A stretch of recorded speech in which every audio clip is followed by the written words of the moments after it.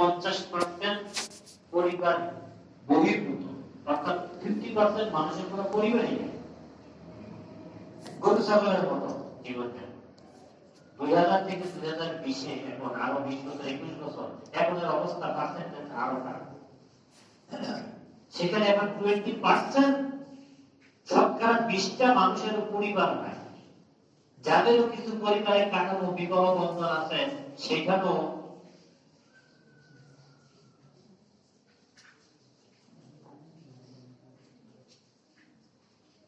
দেখা গেছে সেখানেও বাবা ছেলে মেয়ে তাদের মধ্যে কোনো সম্পর্ক নাই। যত্নের পরে ললিত পালিত হয় রাষ্ট্রীয় তত্ত্বাবধানে, যার যার মতো সে জীবন যাপন করছে, গরু ছাগলের মতো জীবন যাপন করছে, পারিবারিক কাঠামো করছে, সেখানে কিছুই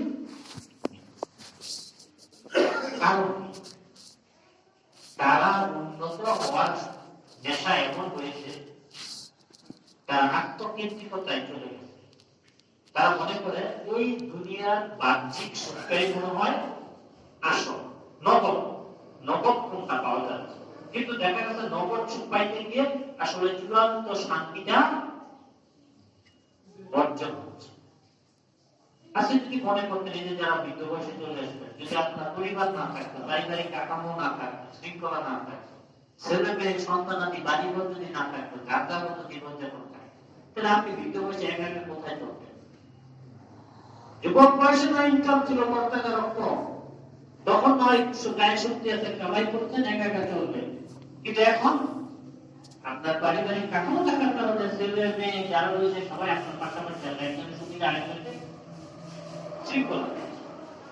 এটার অবদান ইসলামে। কিন্তু আমাদের ইসলামের সংস্কৃতি গ্রহণ করতে হবে। এখন এই সংস্কৃতি নষ্ট হলো কিভাবে? নষ্ট হচ্ছে, তারা মনে করত যে নগদে সুখ কিভাবে পাওয়া যায়।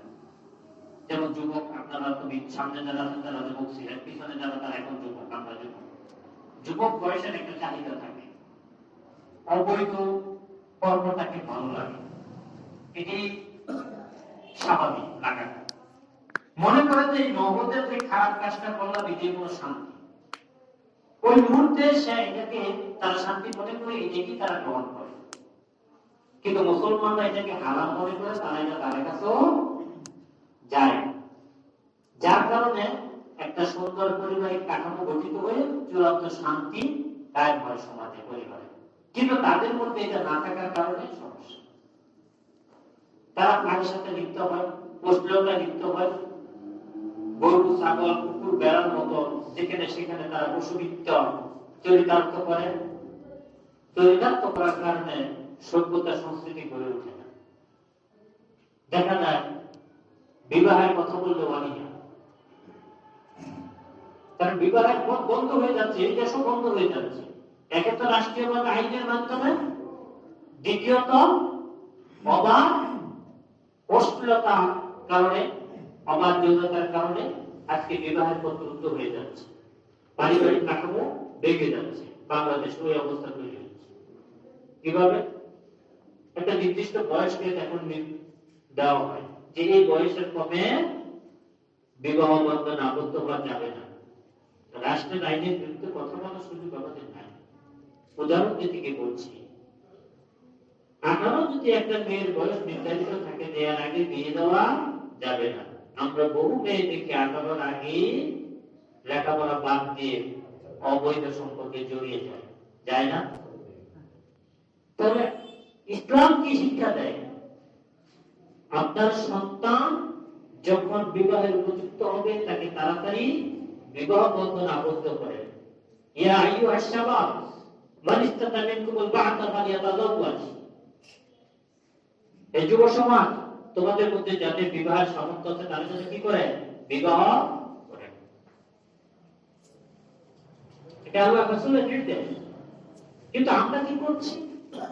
ছেলেকে প্রতিষ্ঠিত করতে হবে, এখন এই বিবাহ করানো যাবে না। বিবাহ এখন করাবেন না, বয়স 25 যায়, 30 যায়।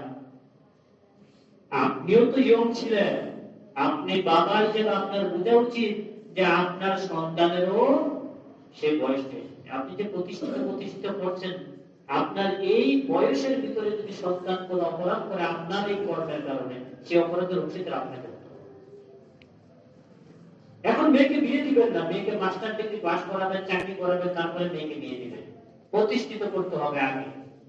ওই প্রতিষ্ঠিত করতে যাওয়ার মধ্যে যে অশ্লীলতাগুলি ঘটে যাবে, সে দায়ভার কিন্তু আপনাকে গ্রহণ করতে হবে। এই জন্য ইসলামটাকে আমাদের বুঝতে হবে। আমাদের পাশ্চাত্য সংস্কৃতির দিকে দাবিতে হলে হবে না, আমাদের সবকিছুই দেখতে হবে। যেরকম আমাদের অর্থনৈতিক প্রয়োজন, যেরকম আমাদের শিক্ষার প্রয়োজন, সেরকম আমাদের নৈতিকতাও প্রয়োজন। তবে অর্থনীতি, শিক্ষানীতি সব কিছুর আগে জরুরি কি? ধর্মনীতি। আগে ধর্ম জরুরি, আগে ধর্ম ঠিক রেখে পরে যদি কোনো কিছু অর্জন করা যায় সেটা অর্জন করতে হবে। কিন্তু পাশ্চাত্য সভ্যতা আমাদেরকে ধর্ম থেকে দূরে সরিয়ে দিচ্ছে। এখন আজকের আলোচ্য বিষয় হল অশ্লীলতা। এই অশ্লীলতা প্রসারের জন্য দায়ী কারা? এই অশ্লীলতার জন্য কি শুধু নারীরা দায়ী, নাকি পুরুষ নারী উভয়ই দায়ী? সাধারণত দেখবেন বিভিন্ন জায়গায় যখন কোরআন সুন্নাহকে আলোচনা করা হয়, পর্দার কথা হয়, শুধু নারীদের পর্দার কথা বলা হয়। আসলে পর্দা শুধু নারীদের জন্য কিন্তু না।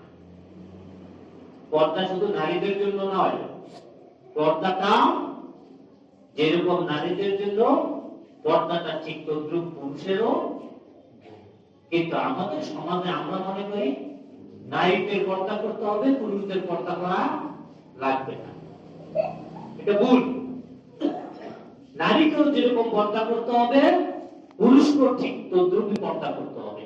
পর্দা করার সিস্টেম ভিন্ন, কিন্তু পর্দা উভয়ের জন্য রয়েছে, স্বাধীনতা উভয়ের জন্য রয়েছে।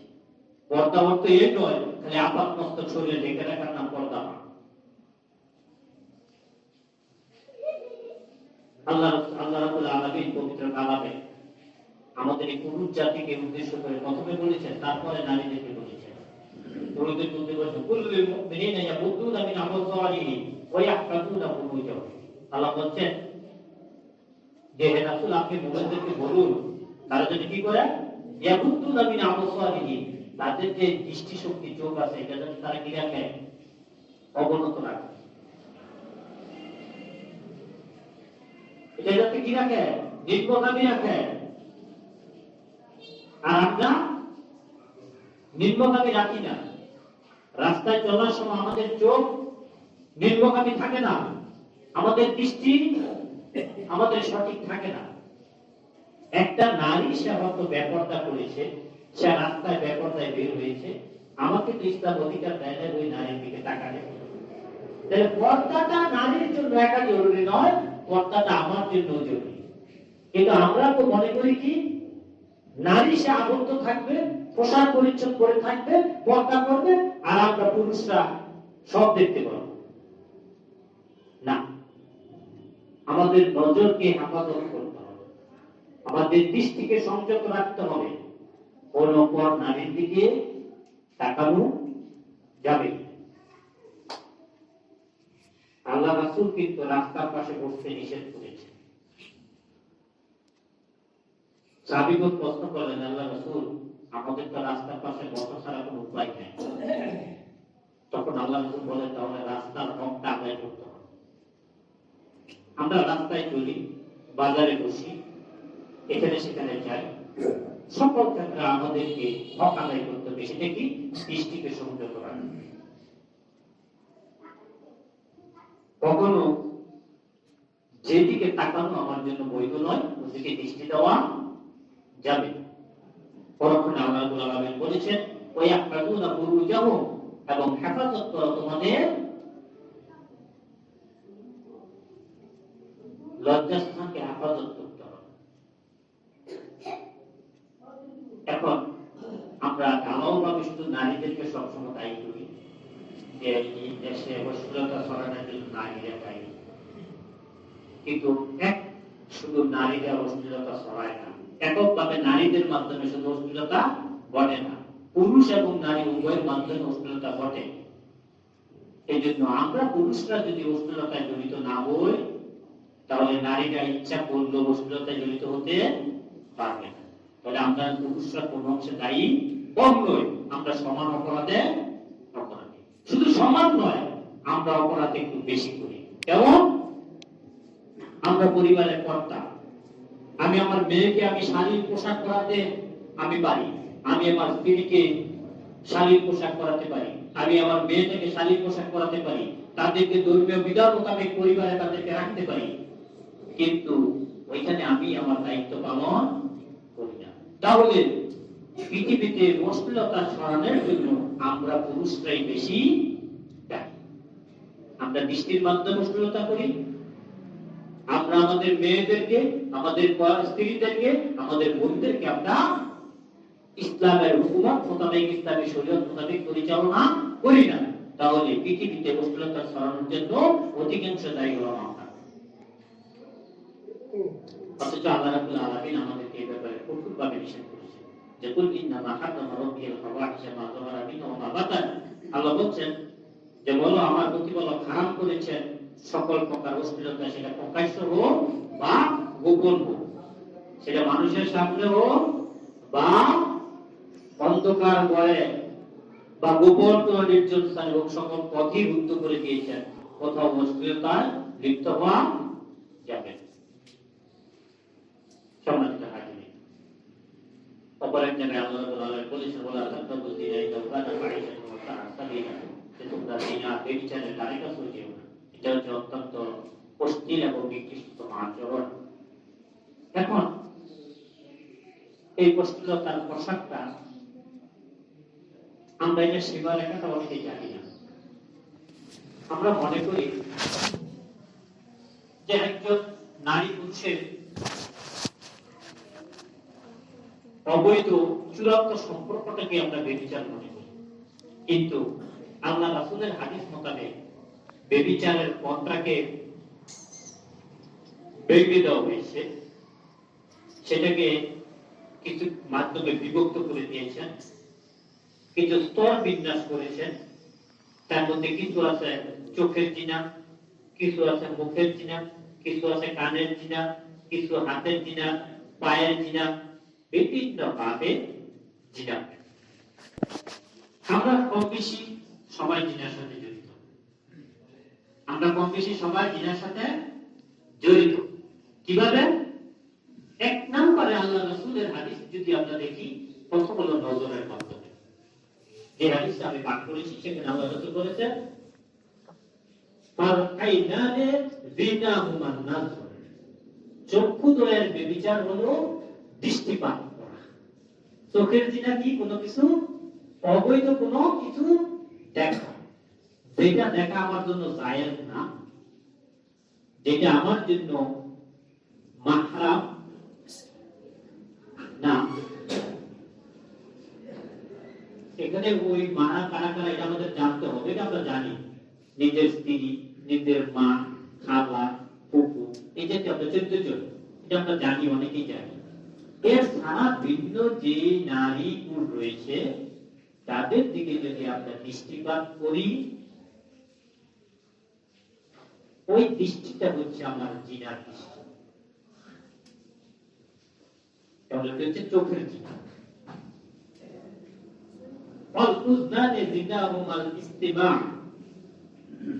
পর নারীর সাথে যখন মোবাইলে হ্যালো বলে কথা বলি, যখন অশ্লীল আলোচনা করি, কান দিয়ে শ্রবণ করি, ওটা হচ্ছে আমার কানের।